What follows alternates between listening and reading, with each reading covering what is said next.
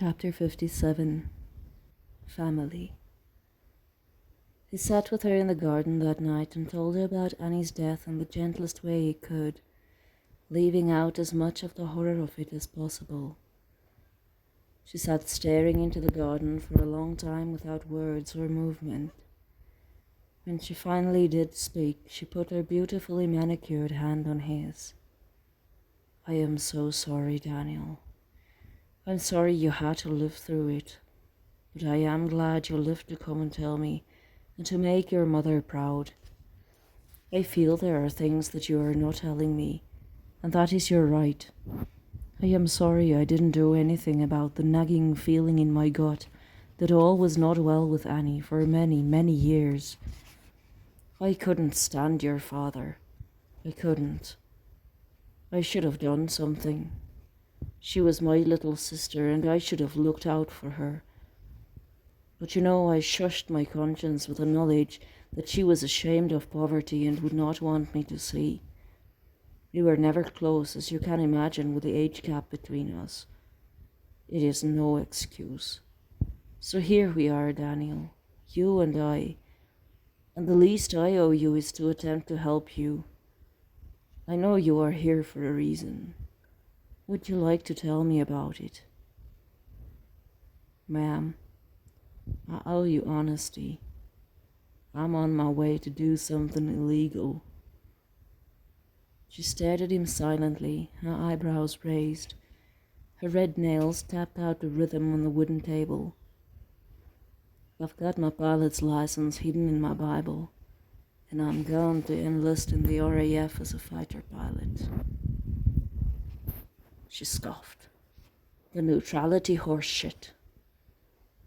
He had never heard a woman speak like that, half laughed, stifled it.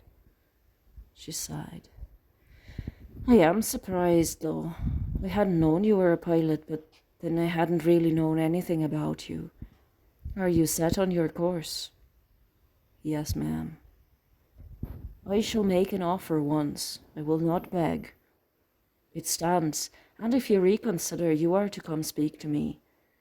We are involved in many businesses, including timber, and we could use a competent pilot for surveillance, amongst other things. You are competent?" "I hope so." One eyebrow was raised in amusement. "If you are to fly in a war, and I can see in your eyes that you've made up your mind, we must pray that you are indeed competent. The offer stands, Daniel." "Thank you, ma'am." "But you wish to enlist. What is it that you need from me?" He took a deep breath. He would answer her with the same deadly honesty she gave him. She commanded that respect. "I came here to see you, simply because I felt I needed to. Maybe I wanted to see in your eyes why you never answered my letter, the one other living person who should have cared about her. I have that answer, and it eases something in my heart that I hadn't known still hurts. Life happens the way it does, and letters get lost. I could just not fathom why I was the only one with grief over my mother, Annie's death. It's something I needed to get off my chest for many years, and now I understand. I didn't come hoping for help or money, and I didn't come expecting that you would have the same eyes she did, and that it would hurt so much to look in them." She softened imperceptibly.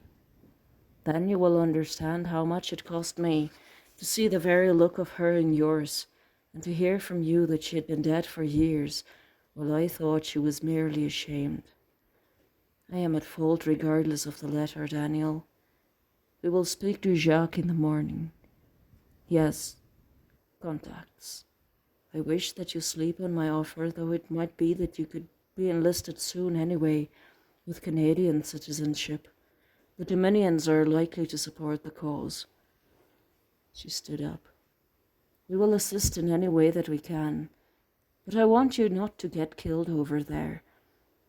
Something good has to come from all these years, and I see promise. You are a Shanahan inside, young Daniel, And you have strength in you. Breakfast is served at 7 in the dining room. Good night. She touched his shoulder briefly and she was gone. The days were a blur. Jacques took him along on a trip to see the timber operation, and he too tried to talk him into working for them.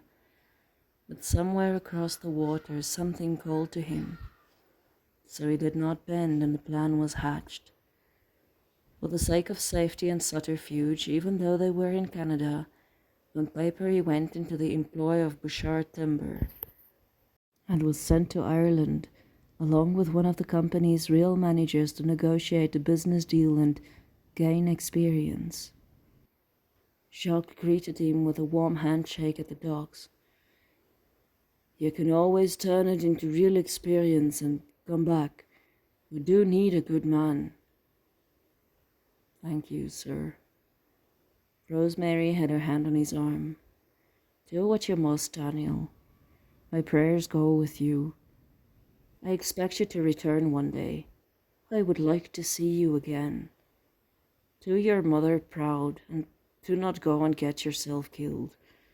You have a larger destiny than that. She squeezed, then let go of his arm. God bless you, nephew. It was quite simple from there. Then he looked at her, smiled, softly blew in her ears so that she giggled and pulled away. We landed in Ireland and I split up from Greg, their foreman, and came over the border. I enlisted, did basic training. I had to prove I could fly, get caught up on some stuff, and then I did fighting training, got posted. And here we are, darling.